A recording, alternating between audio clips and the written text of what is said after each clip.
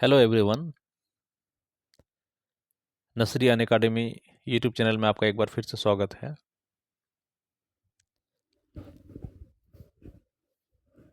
क्योंकि हमारा चैनल आपके लिए सीटेट जुलाई 2025 का स्पेशल नोट्स हर पार्ट में ला रहा है, तो आज के हमारे इस वीडियो में, छोटे से वीडियो में, बाल विकास शिक्षा शास्त्र यानी कि चाइल्ड डेवलपमेंट एंड पेडागोजी के दूसरे पार्ट में फिर से 30 महत्वपूर्ण सवालों को लेके आया है, जो कि आपके लिए बहुत महत्वपूर्ण होने वाला है। तो बने रहें वीडियो में मेरे साथ और सब्सक्राइब कर लें, ताकि जुलाई तक, एग्ज़ाम तक हमारा चैनल आपके साथ रहेगा और आपकी तैयारी में मदद करेगा। तो पहला सवाल आप देख सकते हैं सीडीपी का। एक खेल क्रिया के दौरान चोट लगने पर रोहन रोने लगा। यह देखकर उसके पिता ने कहा, लड़कियों की तरह व्यवहार ना करो, लड़के रोते नहीं हैं। पिता का यह कथन क्या दर्शाता है?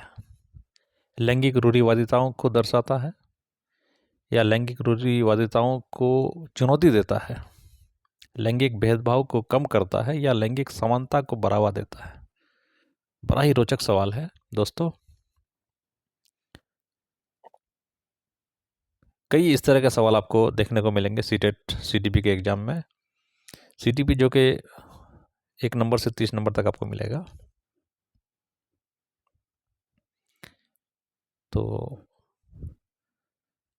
जवाब आप सोच सकते हैं, लिख सकते हैं, या फिर हम लोग का जवाब को आप नोट कर सकते हैं, जो कि 100% राइट है। तो 1 नंबर का जो सही जवाब है दोस्तों, वो है लैंगिक रूढ़िवादिताओं को दर्शाता है, यानी कि 1 नंबर। 1 नंबर का 1 नंबर। ओके डियर फ्रेंड्स, बड़ा ही रोचक सवाल है। अब हम लोग दूसरे नंबर में चलते हैं।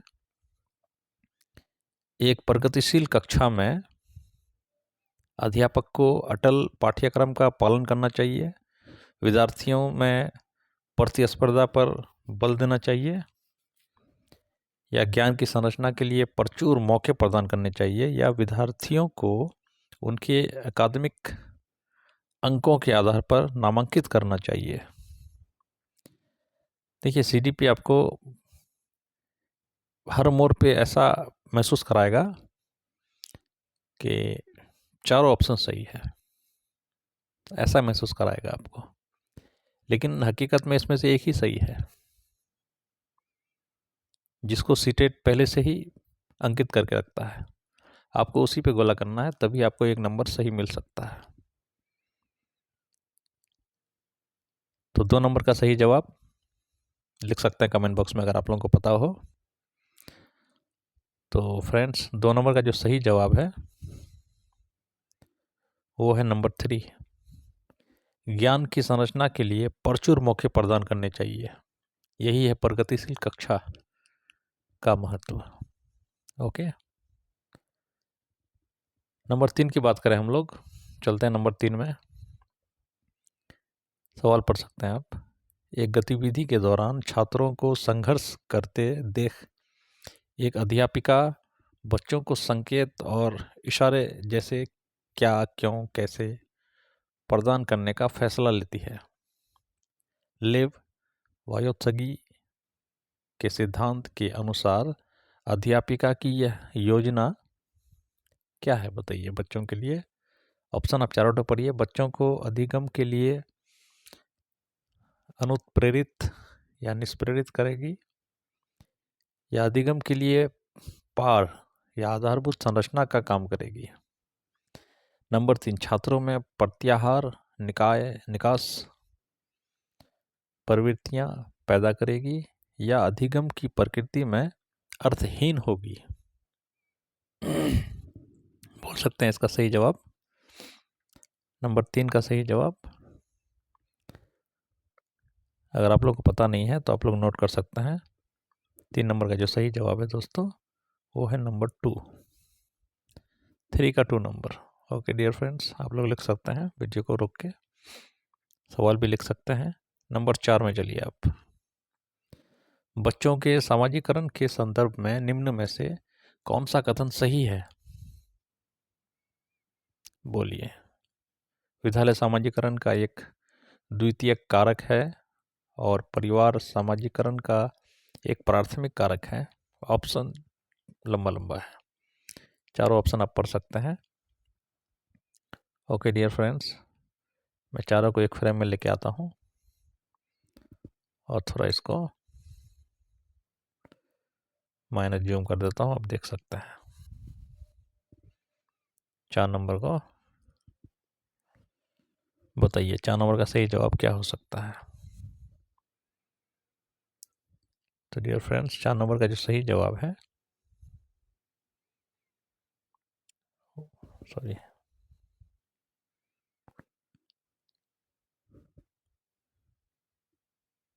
1 number, 1 number is the right answer of number 4।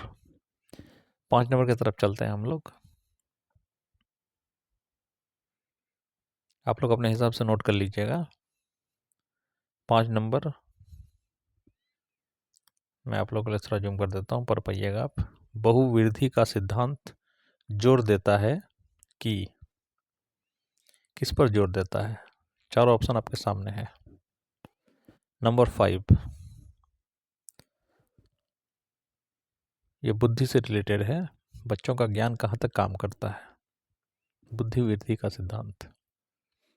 बोलिए फ्रेंड्स, 5 का राइट आंसर कौन सा हो सकता है? तो सीटेट की तरफ से जो 5 का राइट आंसर है वो है नंबर 3। ओके, अब हम लोग चलते हैं 6 नंबर में। लॉरेंस कोलबर्ग का ये सवाल है। ओके, सवाल पढ़िए आप, जवाब भी आपके सामने है। मैं आपको राइट आंसर बताने वाला हूँ। 6 नंबर का राइट आंसर प्रथागत है, यानी कि 2 नंबर। ओके डियर फ्रेंड्स, 2 नंबर इसका सही जवाब है। सवाल देख लीजिए और जवाब को नोट कीजिए। अब हम लोग 7 नंबर में चलते हैं, क्योंकि वीडियो हम लोग को लंबा नहीं करना है। लेव वायोत्सकी का ये क्वेश्चन है। लेव वायगोत्सकी का सामाजिक सांस्कृतिक परिप्रेक्ष्य अधिगम प्रक्रिया में डैश के महत्व पर जोर देता है। किस पर जोर देता है? सांस्कृतिक उपकरणों पर, गुणारोपण, अभिप्रेरणा या संतुलीकरण? नंबर 7 का जो राइट आंसर है फ्रेंड्स वो है 1 नंबर, आप नोट कर सकते हैं। 7 का नंबर 1 बड़ा ही रोचक प्रश्न उत्तर है, बहुत काम आएगा आपका जुलाई 2025 के एग्जाम के लिए, खास करके जो सीटेट पेपर 1 का तैयारी कर रहे हैं। जो पिछली बार दे चुके हैं उसके लिए तो बिल्डअप होगा उसका तैयारी, जो पहली बार देंगे उसके लिए बहुत अनुभव प्रदान करेगा ये पार्ट हम लोग का CTP का पार्ट 2। नंबर 8 का सवाल पढ़ सकते हैं। जिन पियाजे का प्रश्न है दोस्तों। जिन पियाजे अपने संज्ञानात्मक विकास के सिद्धांत में संज्ञानात्मक संरचनाओं को डैश के रूप में वर्णित करता है। मनोवैज्ञानिक उपकरणों, उद्दीपक, अनुक्रिया संबंध, विकास का समीपस्थ क्षेत्र या स्कीमा, जिसे मनोबंध भी कहा जाता है।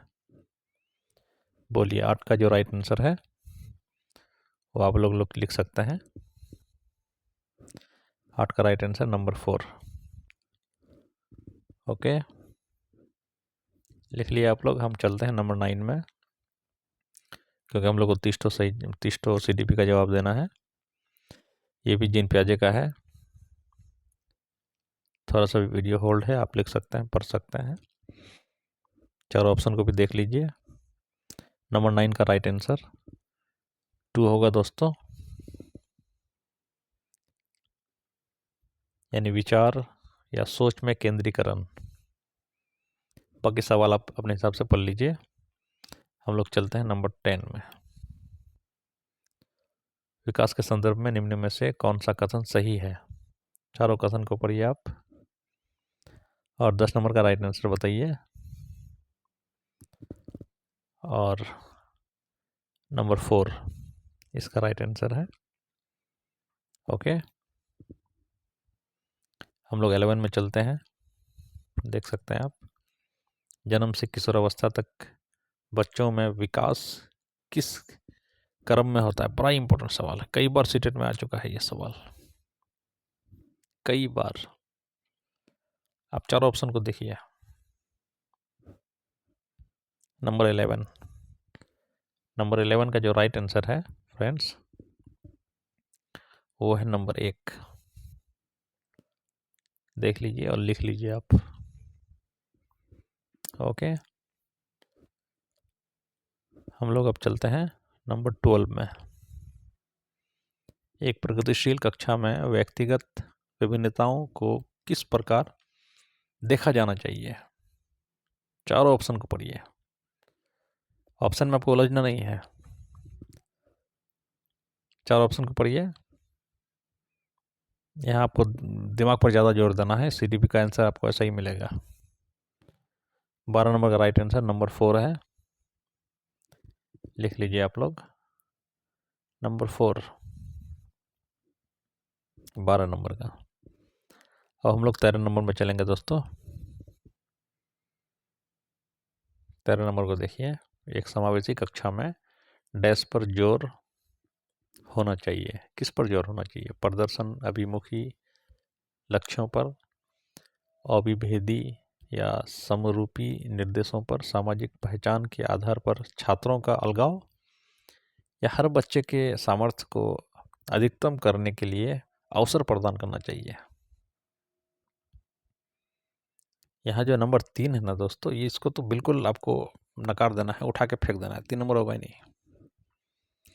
13 नंबर का जो राइट आंसर है फ्रेंड्स, वो है नंबर 4।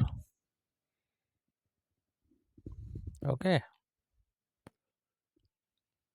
यानी हर बच्चे के सामर्थ्य को अधिकतम करने के लिए अवसर प्रदान करना चाहिए। बार बार बच्चों को कोशिश करने का मौका देना चाहिए। नंबर 13। 14 नंबर की बात करते हैं हम लोग दोस्तों, आगे बढ़ते हैं।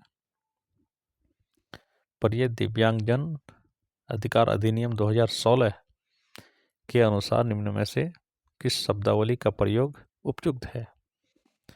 मंदित छात्र, विकलांग छात्र, छात्र जिसे शारीरिक दिव्यांगता है, या छात्र जिसका अशक्त शरीर है। दिव्यांग के बारे में तो आप जानते ही हैं। यहाँ दिव्यांगजन का एक चीज़ और आपको पता चल गया, दिव्यांगजन अधिनियम अधिकार जो लागू हुआ था वो 2016 में।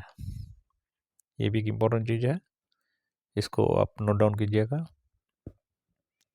14 नंबर का जो राइट आंसर है, छात्र जिसे शारीरिक दिव्यांगता है, यानी 14 नंबर का 3 नंबर राइट है दोस्तों। ओके, हो गया। 15 की बात करते हैं हम लोग। सवाल पढ़िए, वीडियो लंबा नहीं करना है।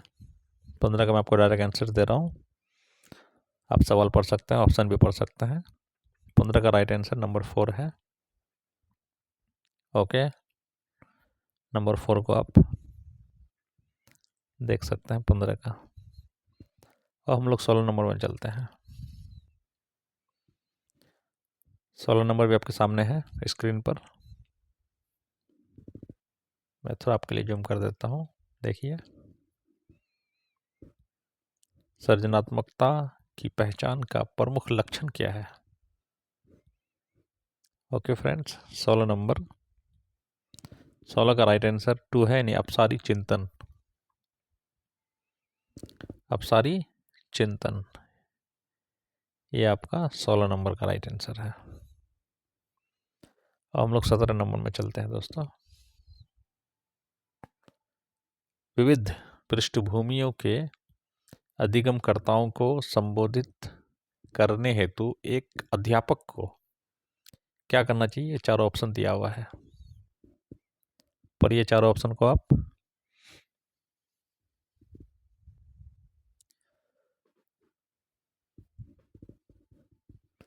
चारों ऑप्शन में से कौन तो सही होगा दोस्तों? 17 का 2 नंबर राइट है। ओके फ्रेंड्स, विविध विन्यासों से उदाहरण लेने चाहिए। 17 का नंबर 2। 18 में चलें दोस्तों, देर ना करते हुए। ये देखिए, समस्या समाधान क्षमताओं को किस प्रकार सुसाध्य किया जा सकता है। नंबर 18, बोलिए 18 का सही जवाब क्या हो सकता है? 18 का सही जवाब नंबर 3। ओके, हम लोग 19 नंबर में चलते हैं अब। 19 नंबर देखिए और कागज कलम में इसको नोट कीजिए आप। अधिगम की अभिप्रेरणा को किस प्रकार कायम रखा जा सकता है? बच्चों को दंड देकर, प्रवीणता अभिमुखी लक्षणों पर जोर देकर। ये नंबर 19 है। अब बच्चों को दंड देकर ये तो हो ही नहीं सकता है, वो तो ऐसे ही अपराध माना जाता है। ओके, बच्चों को बहुत आसान क्रियाकलाप देकर, यंत्रवत याद करने पर जोर देकर। यहाँ 2 नंबर आपका राइट आंसर है दोस्तों, 19 का नंबर 2। ओके फ्रेंड्स, 19 का नंबर 2 बिल्कुल करेक्ट आंसर है। अब हम लोग 20 नंबर में चलते हैं। शर्मिंदगी, चारों ऑप्शन पढ़िए, आपको स्पष्ट समझ में आ जाएगा कि 20 नंबर का आंसर कौन हो सकता है। 20 का राइट आंसर, डियर फ्रेंड्स, 20 का राइट आंसर नंबर 2 होगा। देख लीजिए आप। अब हम लोग 21 नंबर में चलेंगे। निम्न में से अध्यापन अधिगम का सबसे प्रभावशाली माध्यम कौन सा है? 21 का राइट आंसर बोलिए। 21 का राइट आंसर नंबर 2। आप लोग लिख सकते हैं, समझ सकते हैं, रोक के। हम 22 नंबर में चलते हैं। अब 22 नंबर का सवाल पढ़ लीजिए, सवाल थोड़ा सा लंबा है। ओके, अब ऑप्शन देखिए आप। 22 नंबर,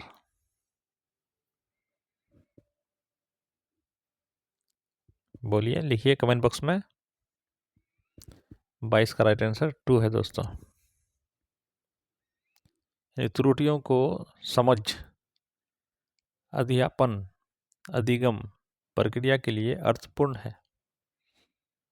ये है त्रुटियों की समझ। अब चलिए आगे 23 में। बच्चों को सीखने में कठिनाई होती है जब। अब 4 ऑप्शन को लाइन से पढ़िए आप। कुछ तो दिमाग में जरूर आएगा आपका, जो आप टिक देना चाहेंगे। फिर मैं आपको आंसर दे रहा हूं। 23 का नंबर 1। सूचना अलग अलग टुकड़ों में प्रस्तुत की जाए।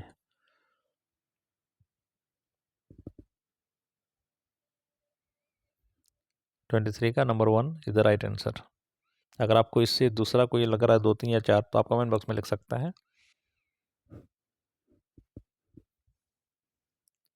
ओके फ्रेंड्स, हम लोग नंबर 24 में चलते हैं। अधिगम की सर्वोत्तम अवस्था कौन सी है? सर्वोत्तम अवस्था, बोलिए दोस्तों। 24 का राइट आंसर नंबर 3 है। Okay friends, number 3 is the right answer of 24। 25 में चलिए, ये देखिए स्क्रीन पर आपके सामने 25। 25 का राइट आंसर बोलिए। क्वेश्चन आप लोग पढ़ चुके होंगे। आंसर इसका नंबर 3 है दोस्तों। बच्चे सक्रिय भूमिका निभाते हैं। ओके, 26 में चलिए। अधिगम के लिए निम्न में से कौन सी धारणा उपयुक्त है? योग्यता सुधार्य है, योग्यता अटल है, प्रयासों से कोई फर्क नहीं पड़ता, या असफलता अनियंत्रित है। 26 को आप क्या कह सकते हैं? सही जवाब इसका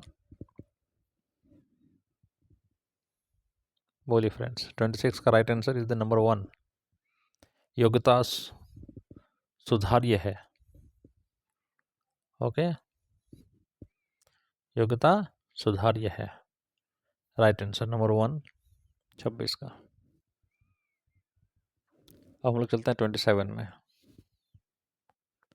यह है आपके सामने स्क्रीन पर 27। निम्न में से कौन सी परिपाटी विद्यार्थियों में संकल्पनात्मक समझ में बढ़ोतरी करने में सहायक है? प्रतिस्पर्धा आधारित प्रतिस्पर्धाएं, पाठ्यपुस्तक केंद्रित शिक्षा शास्त्र, बारंबार परीक्षाएं, अन्वेषण और संवाद।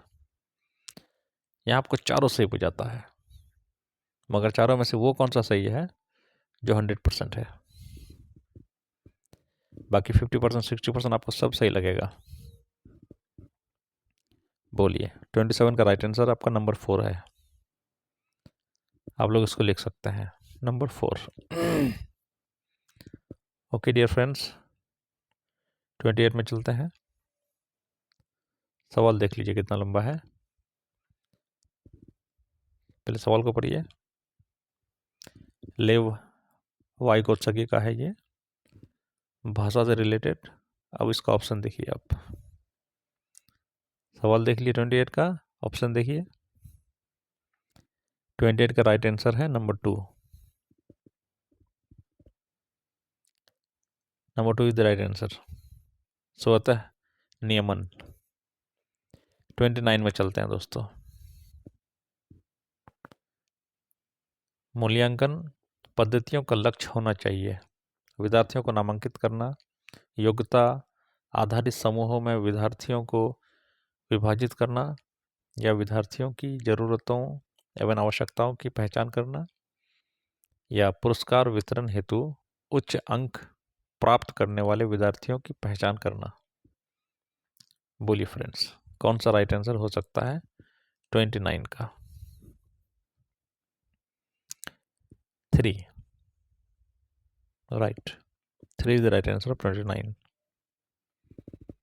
नोट कर लीजिए आप लोग 3 नंबर को, बिल्कुल राइट है। विद्यार्थियों की ज़रूरतों एवं आवश्यकताओं की पहचान करना। ओके,